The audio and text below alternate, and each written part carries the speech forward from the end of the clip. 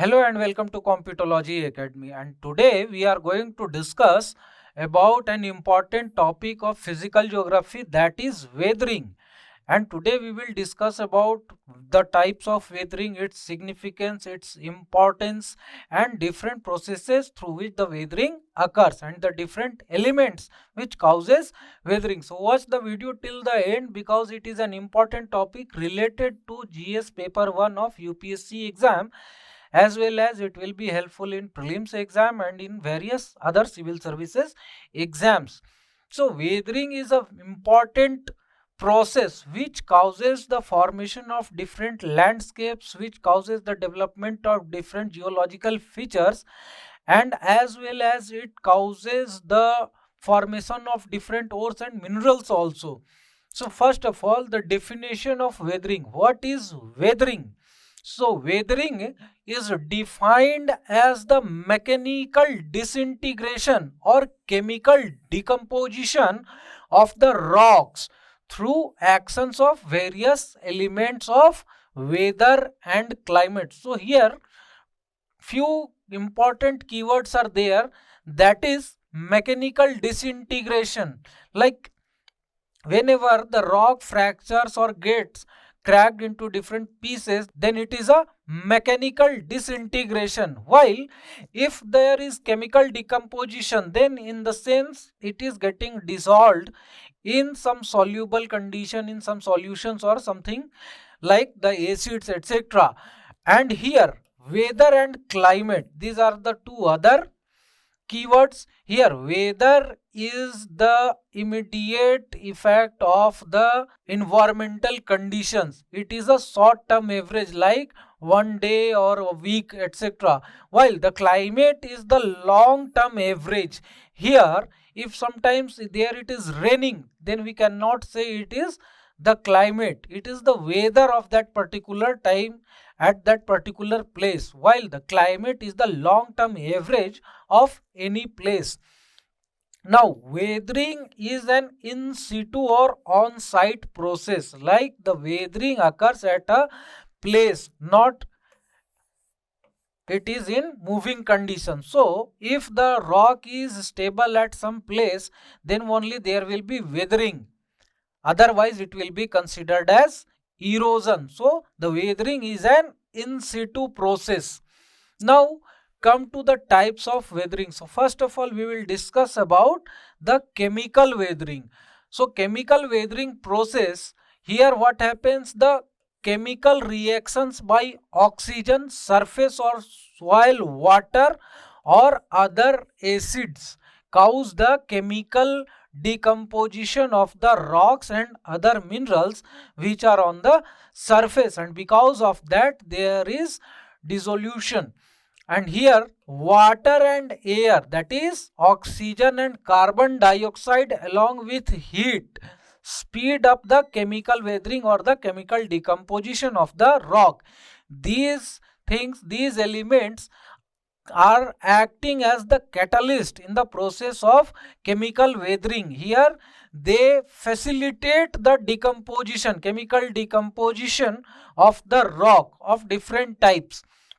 Like if there is an acidic medium and adequate amount of moisture is present over there, then it will cause the carbonation of limestone, and thereafter the limestone will be dissolved and leached out. So these processes are facilitated by these elements. Thereafter solution is there. Here what happens, it involves the removables of the solid. Like in a rock there are various minerals, and in some rocks some minerals are dissolvable and removable from that rock, while some cannot be soluble in any medium, whether it is acidic, basic or whatever it is. So the removables of the solid, that is those elements or those materials which can be dissolved in the weak acid solutions or other mediums, then these will be removed in the solution form, and it depends upon the solubility of that mineral that is present in the rock, and because of this the chemical decomposition of that rock is facilitated through the process of solution. And here, which are the minerals that are mostly affected by this solution process? These are nitrates, sulfates and potassium are the major minerals which get affected by this solution process, and these can be easily leached out in rainy climate. In the rainy climate, what happens? Adequate amount of water is available, and here what happens?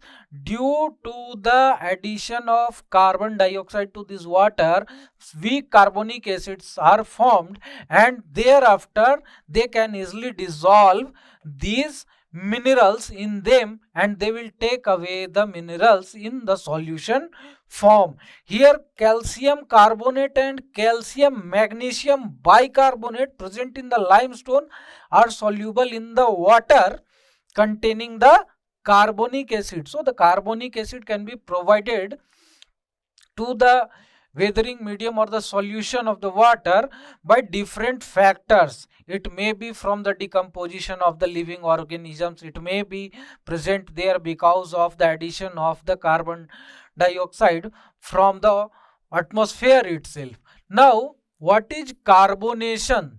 So here the reaction of carbonate and bicarbonate with the minerals causes the formation of carbonate materials in the solution, and because of this what happened?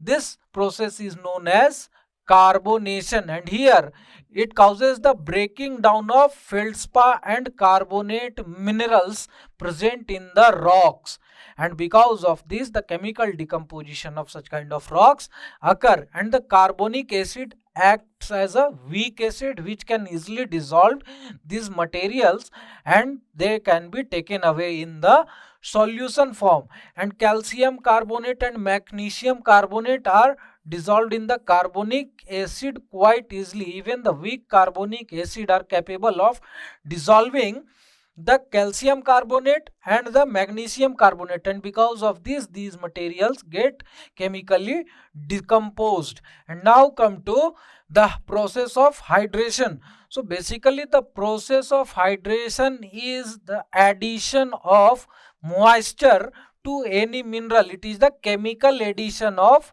water, and here when the water is added to any mineral, then its color may change, its composition may change, its volume may change, and because of this the chemical disintegration of that material may happen. Here calcium sulfate takes water to form gypsum, and thereafter when the gypsum is dried again, it is dehydrated again, then it will turn back to calcium sulfate. This is a reversible process. Here this process goes on time and again, this cyclic process repeats again and again, and because of this what happens? Here the internal fatigue will ensue in these material, and because of this what will happen? It will cause the disintegration of the material. What happens when there is continuous hydration and dehydration? Then internal stress will be there within the material, and because of this internal stress and fatigue this material gets disintegrated, and because of this they are withered. Now clay material and salts are also prone to the process of hydration. Here the salts are the material which can quite easily absorb the moisture, and because of this again the material, the rock which is containing the salt can easily get disintegrated by this process, and again exfoliation and granular disintegration of these rocks happen. So what is exfoliation? Here when the internal stress ensues in the rock, then what will happen? Layer wise disintegration will happen, because here the internal stress will not be equally distributed throughout the body of the rock, but the stress on the outer material will be more, while it will goes on decreasing towards the center, and because of this differential stress, layer wise disintegration will happen in the rock, and one layer of the rock will be removed, thereafter another layer will be removed, and this type of disintegration is also known as onion peeling. Like we remove the layers of the onion one by one, in the same way here the rocks layered structure of the rocks will be removed one by one due to the internal stress and the fatigue caused by repeated hydration and dehydration process. Thereafter there is granular disintegration. So what does granular disintegration means? Some of the rocks are having the structure in the form of grains. Many of the grains are cemented and lithified in a single body, but when they are repeatedly hydrated and dehydrated, so these grains which are inside this rock, they will be removed one by one from the outer surface, and this process is known as granular disintegration. So again, this process of hydration and dehydration will cause the disintegration, that is chemical disintegration of the rock. Now come to oxidation and reduction. So here what happens, the oxygen reacts with the rock material in some kind of chemically activated environment that can be facilitated by the temperature or the heat available in that environment, as well as the moisture or the water available in that environment. So here what happens, iron, magnesium and sulfur are the materials which are prone to such kind of oxidation and reduction process, and because of this their chemical disintegration happens. So when an oxidized material is placed in an environment where there is no oxygen or the oxygen is absent, so in this environment what will happen, that reduction reaction will occur, and again when it will be exposed to the oxygen, then again oxidation reaction will happen, and because of this repeated process there will be disintegration in the material, because whenever a material goes on oxidation reaction, its volume will increase, and again its volume will decrease whenever it will be deoxidized or the reduction reaction will takes place, and this is causing the internal fatigue. Now come to the physical weathering processes. So what are the forces which are causing the physical weathering processes? So here the applied forces, these can be gravitational force, like the overburdened material, किसी भी चीज पे जो load रखा हुआ है, what ever the material that is laid on that particular rock, that is causing a gravitational force or the burden on that material, and because of that some kind of internal stress will be there in that material. So overburden pressure will be there, thereafter load, and thereafter shearing stress. Shearing stress means that on some side of a big rock there is some overburdened material and the other side is free from any load. Because of that the load pressure causing the pressure on that particular side will cause an internal shear stress within the rock, and because of that again there will be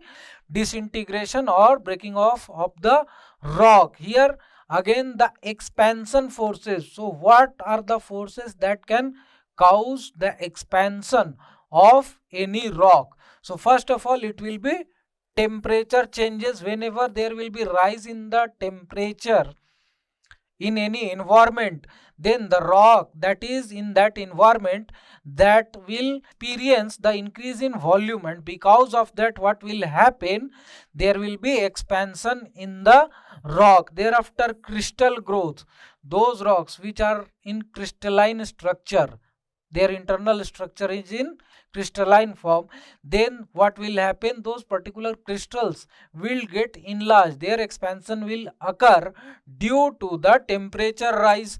Thereafter Animal activities will again cause the expansion in the rock, like burrowing, like wedging, etc. And because of that, again there will be stress within the rocks. Thereafter, water pressure.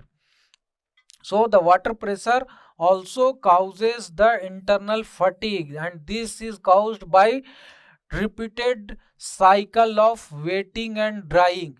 Whenever any rock or any material absorbs water, because of that what will happen, there will be increase in the volume of that rock or material, and because of this increase in the volume, there will be some expansion as well as there will be some internal stress.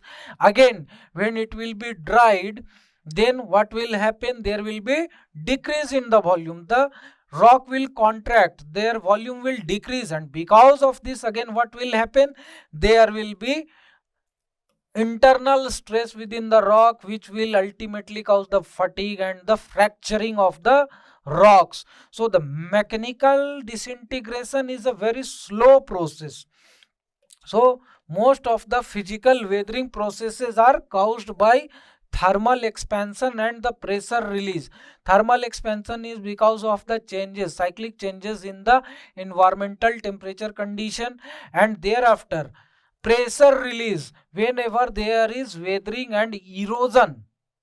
Weathering is followed by erosion. So wherever there is weathering and thereafter erosion and the removal of the overburdened material, then what will happen, the release of the pressure will cause the expansion of the rocks, and that will again cause the physical weathering of the rock. And these processes are slow and small, but they can cause great changes in the landform and great damages to the rocks. And why there will be great damages?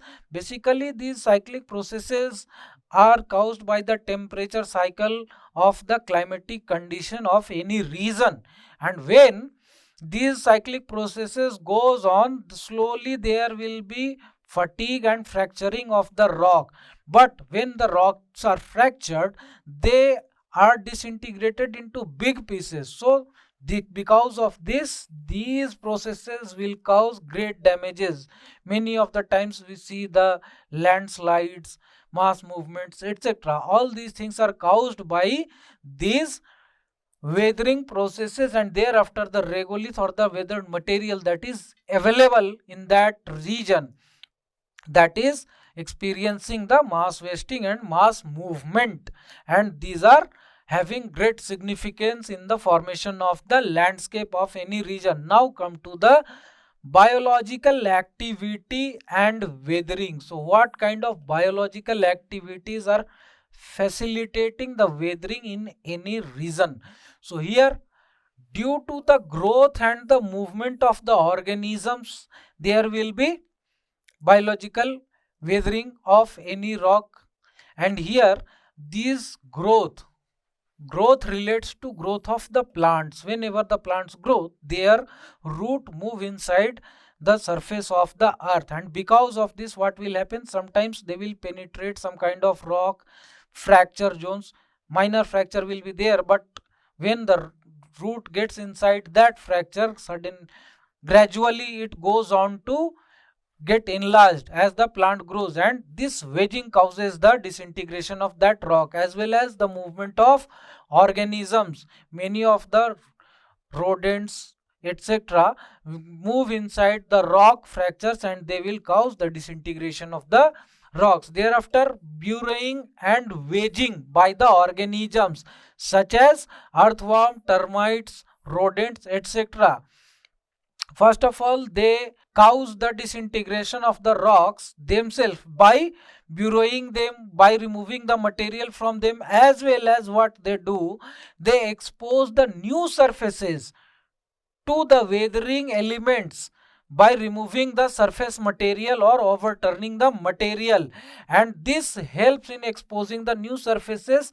And after that what will happen, the chemical weathering of that place will take place due to the chemical attack, the attack of the chemical elements that are causing the weathering in any region, as well as it ensures or it facilitates the penetration of the moisture on that surface, and because of that what will happen, again there will be chemical action that will be facilitated by the availability of more moisture. Thereafter human beings, आदमी जो है ना सबसे ज्यादा तबाही मचा रखे हैं अर्थ सरफेस पे. The human beings are the most potent geological factor nowadays. Those are causing the changes in the physical feature and the landscapes of the earth surface. Mainly जब भी आप देख रहे हैं रोड बन रहा है, रेलवेज बन रहा है, बहुत सारे मतलब जो erosion, the kind of erosion that would have happened in hundreds of years, those are being done by the human activity within the matter of few months. और इसके कारण लैंडस्केप में बहुत सारे चेंजेस आ रहे हैं. And as well as whenever there is construction of some roadways, railways, etc., so they disturb the equilibrium. The human beings disturb the equilibrium of that geological structure, that geological surface. और उसके बाद क्या होगा कि landslide होगी. तो human beings are facilitating various things in the landform, because of which the weathering and the erosion processes are getting accelerated. अगर यहाँ पर हम लोग देखें, if we see here itself, disturbing the vegetation, if we remove the vegetation, what will happen? The chemical action etc. will be increased, and because of that there will be increase in the weathering. Plugging for cultivation and other things, and cultivating the soil, what will happen? The human beings are overturning the surface material by themselves. So human beings are facilitating the penetration of air, penetration of moisture, provision of the humic acid, as well as the human beings themselves are providing various chemicals which will facilitate the weathering of the rocks during the process of cultivating the land, cultivating the soil. So human beings are more potent. Anthropogenic activities are more potent than the natural processes of weathering. तो यहाँ पर ये एक बहुत बड़ा factor है for the changes in the landscape and causing the weathering. Now, decaying of the plants and animal matter. So basically decaying of the plant and animal matters provides various kinds of acids to the surface, and because of which chemical action will take place. Here what will happen? Production of the humic acid, carbonic acid and other weak acids will be facilitated by the decaying plant and animal organisms. And here what will happen? They will enhance the decay and solubility of some kind of materials like the potassium, calcium, nitrates, etc. All these elements or materials will be quite easily weathered and eroded in the solution form because of these acids which are being provided by decaying plants and animal materials. Thereafter what will happen? The plant roots जैसा कि हमने ऊपर में देखा, as we have explained here, that the plant roots penetrate deep inside the earth, and when they reach any rock fracture zone they penetrate in that also, and gradually what will they will grow deeper and deeper inside, and they will cause the wedging of the rock, and because of this they will fracture, they will disintegrate that rock mechanically through the applied pressure that is being applied by the growing root, the root which is wedging inside that rock, and that will cause the breaking apart of that rock. Now come to the significance of weathering. So weathering के बहुत सारे significance, there are various significance of weathering which are beneficial to the human beings also. Although the human beings are causing various weathering processes being accelerated, तो उनसे तो ज्यादा फायदा नहीं है. Definitely those are damaging to the environmental condition and those are causing various menaces to the human beings itself. अब कहीं पे रोड में आप जा रहे हो, there will be a huge landslide that will cause the damages to the livelihood, damages to the infrastructure, loss of life, loss of economic activity, loss of various valuable materials, etc., loss of infrastructure, etc. But there are some significances of the weathering processes are also there, like preparing the way for the formation of not only regolith but soils also. So basically, whenever the parent material, the rock, gets disintegrated, they provides the base for the formation of the rock. So first of all, they will be disintegrated in the regoliths. So what are the regoliths? Regoliths are the bigger chunks or the pieces of the weathered rock which will be further withered by the chemical action and the other processes of the weather and the climatic condition, and because of that, what will happen, they will provide the parent material for the formation of soil. Thereafter, what will happen, when the parent material will be provided, other soil forming elements which we will discuss later on in the discussion of the soil, that how the soil is formed, these will cause the formation of the soil. They will also cause the erosion and the mass movement. Weathering facilitates the erosion and the mass movement. First of all, the rocks or the material will get weathered. Thereafter, they will be small enough to be carried away by the erosional processes, erosional agents, right? And here mass movement is also facilitated by weathering. Basically, the disintegrated and the loose material will facilitate the mass movement. They are loose enough to move in large masses whenever the mass movement agents, the processes which facilitate the mass movements are there. Thereafter, biomes and biodiversity is basically a result of the forests. So what is the relation between the forest or the biodiversity or the biomes and the weathering? Basically, weathering provides the base for the formation of the soils. On that soil, what will happen, the forests will develop, and these forests will lead to the formation of the biomes and the development of the biodiversity, and the forests depend upon the weathered material as we have discussed here. And weathering aids the mass wasting, erosion, reduction of the relief and the changes in the landforms.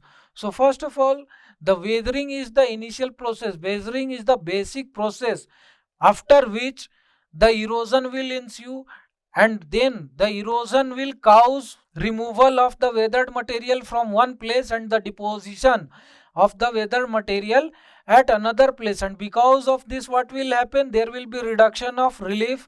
Reduction of relief means that the difference between the highest point or the elevations and the depressions, that is the reduction of the relief, and this will cause the changes in the landforms, like the hilly region or the rugged topography will gradually develop into the undulating featureless plains because of these processes. And weathering of the rocks and thereafter the deposition of the material which are removed from the rocks also helps in concentration of various ores, valuable ores.